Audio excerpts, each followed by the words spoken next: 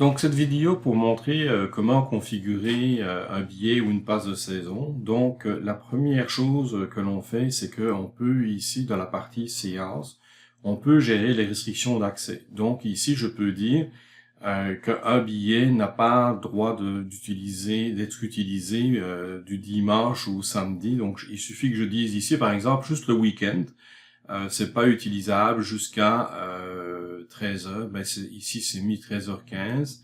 Ça dépend de la configuration qu'on a. Donc ici, je suis capable de dire à quel moment on peut utiliser ce billet ou pas.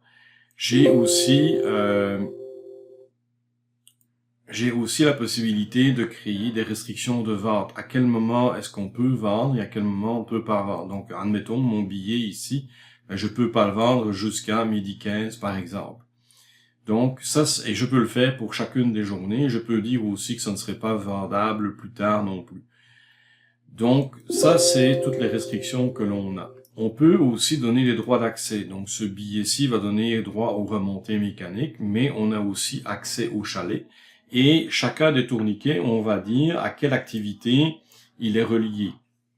On pourrait même dire qu'on sépare le triple et le quadruple et dire quels sont les billets qui donnent accès au quadruple et qui sont au triple. On a le tubing, on a le tapis magique. Donc tout ça, ce serait des activités et on va pouvoir dire à quelle activité ça donne accès. Ensuite, au niveau des séances, ben, comme j'ai dit, pour du ski data, il va falloir dire que celui-ci, qu'il est un billet électronique, que le décompte est automatique. Autrement, nous, on ne va pas répondre au tourniquet s'il est manuel. On va dire que c'est un billet de ski. Donc, même si c'est une passe de saison, ce sera un billet de ski pareil, parce que c'est le type de séance.